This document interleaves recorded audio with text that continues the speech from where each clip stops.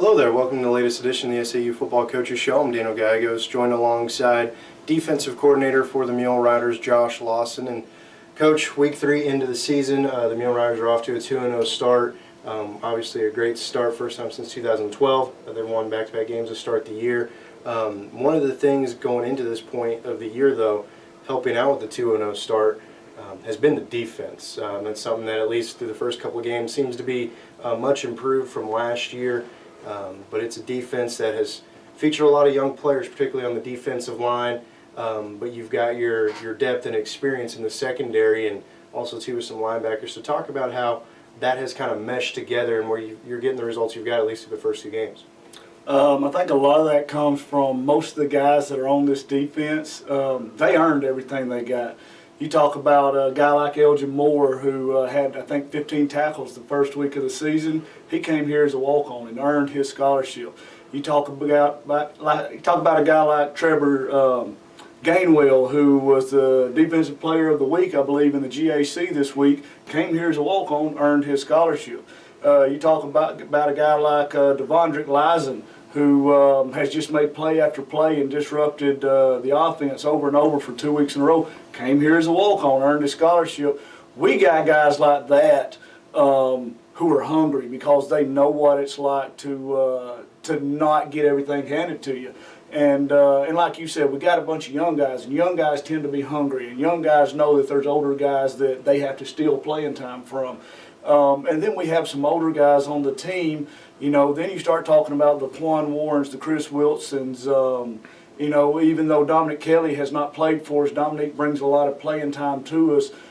Guys like that, Philip Garr, who are hungry for success because it's been a while since they've really had a lot of success. So when you mix those two together, the young guys who are trying to earn it and the older guys who really want it one last time, it's coming together well right now. We just got to keep a great attitude and effort, and got to have great focus and execution every day, every week.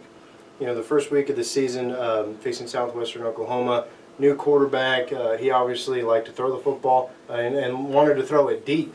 Early on in the game, they were able to get a couple of completions there and really on some spectacular plays with pretty good coverage. But then as the game progressed, those great catches started to become pass breakups. So talk a little bit about your defensive secondary in that game and where they're at this point. Well, I'll say this, their head coach, he took over, from my understanding, he took over as the offensive coordinator at Southwest Oklahoma, and that guy's a really good football coach, and he had a really good plan for us. We were expecting them to throw everything underneath, and they threw everything deep. They made 2 of the best catches I've ever seen in my life. But on top of that, I told my defensive backs day one, I said, guys, we're going to lead the league in pass interference. We're going to lead the league in pass interference. We're going to lead the country in pass interference. That's going to happen because we're going to be more physical. We're going to get up in your face, and we're going to make you play real man football. And very few receivers want to do that for 4 quarters. And I think by the time that the 12 guys that we were playing on the defensive line that week, and by the time that they got through with the game and wearing the offensive line down, and by the time our corners and safeties and nickels got through wearing down their receivers, there wasn't a whole lot to be had.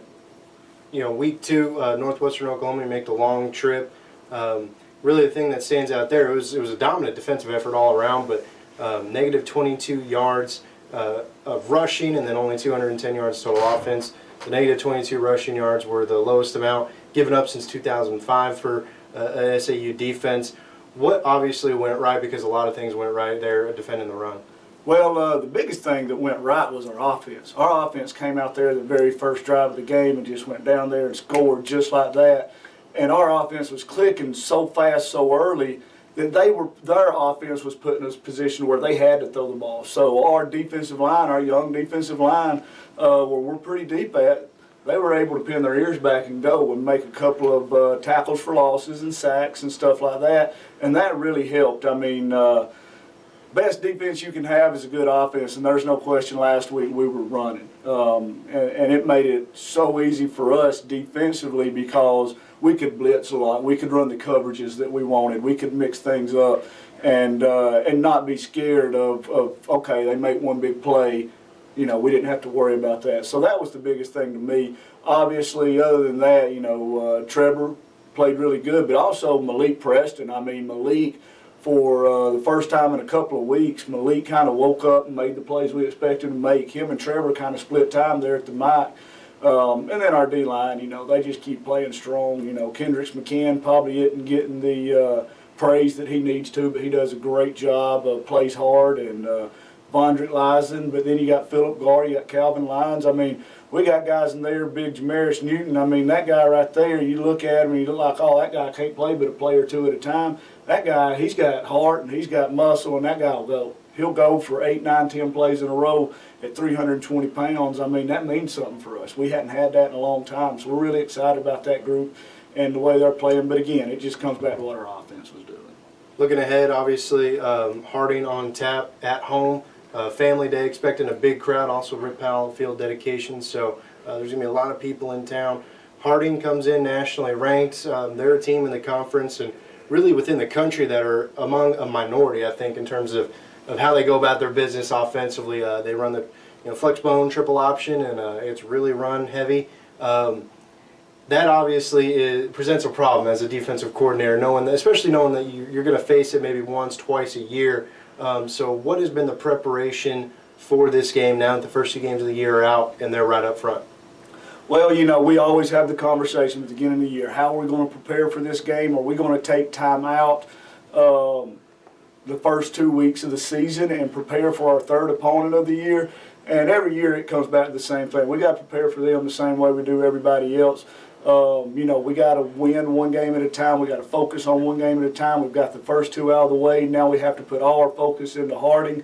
But we have changed a little bit of our mind, our thought process this year defensively.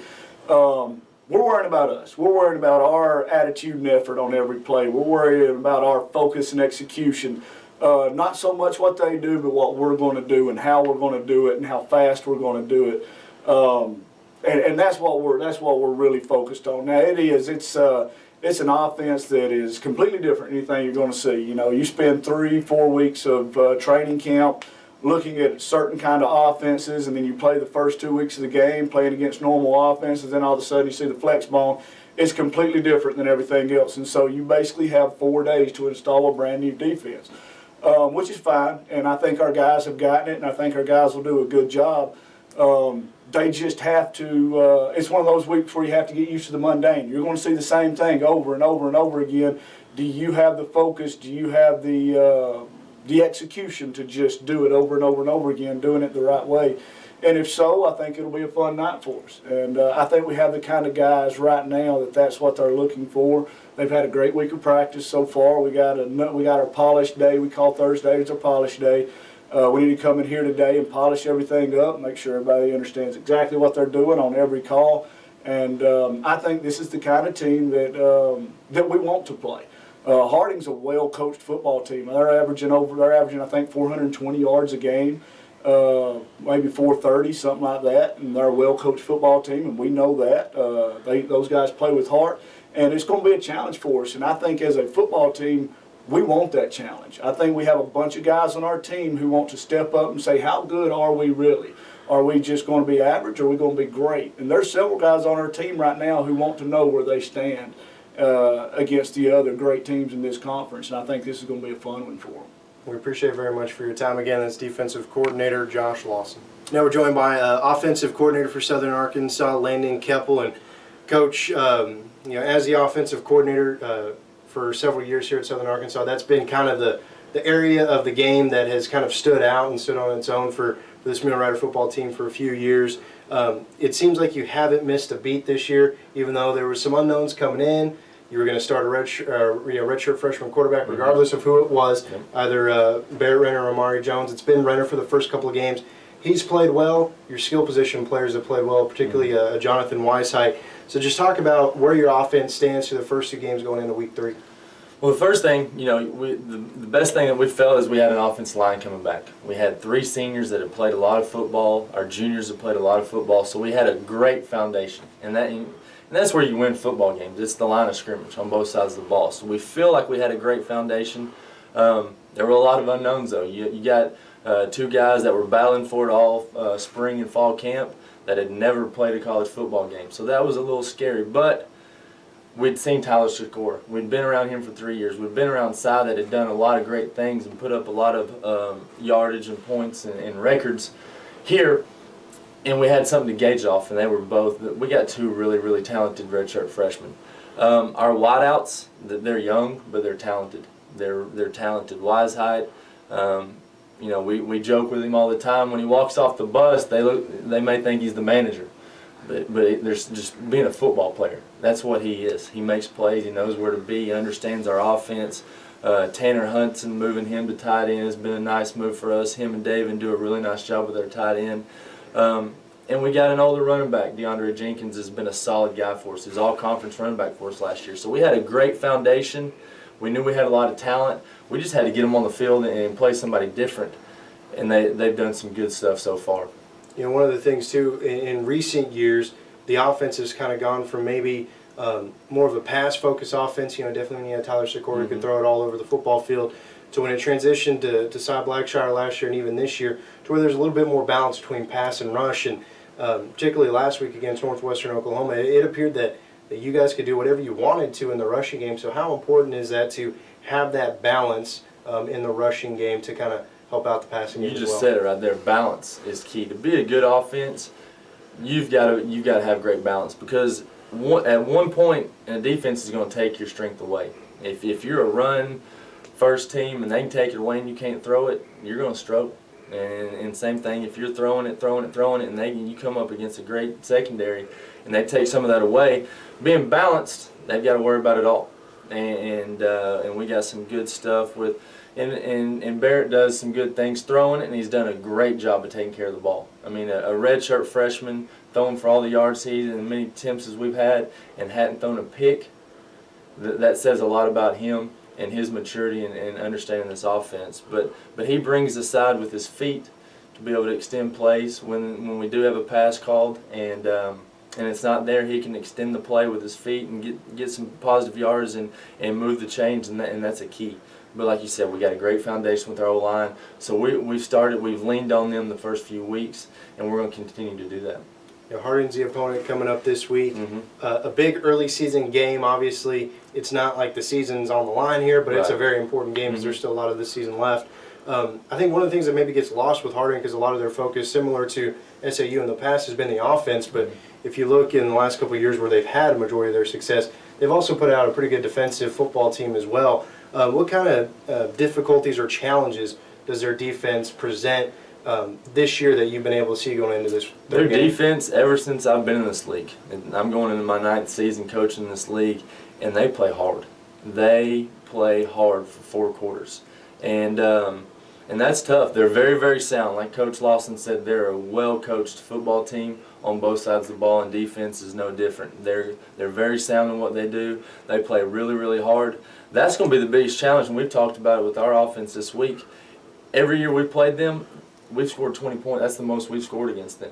You know, so we've put a challenge out to our guys to, when we move the ball and we get in the red zone, we got to put points on the board. 2 years ago, national TV, they ended up beating us by 14, but with 8 minutes left, we had it 1st and goal, down 6 to take the lead, and we didn't get any points out of that. So we've really challenged our guys that when we get in the red zone, we got to put points on the board, okay? Because what would they do offensively? It puts a stress on you. They eat up a lot of clock. They're run-first offense. So when you get an opportunity to put points on the board, you got to take advantage of it. We appreciate it very much for your time again. That's offensive coordinator Landon Keopple. The Mule Riders take on nationally ranked Harding Bisons this Saturday at home. Kickoff is at 6 p.m. Expecting a big crowd with Family Day, and also we're going to dedicate the playing surface to the late great football coach Raymond Rip Powell. So, Coach, best of luck. Thank you, sir.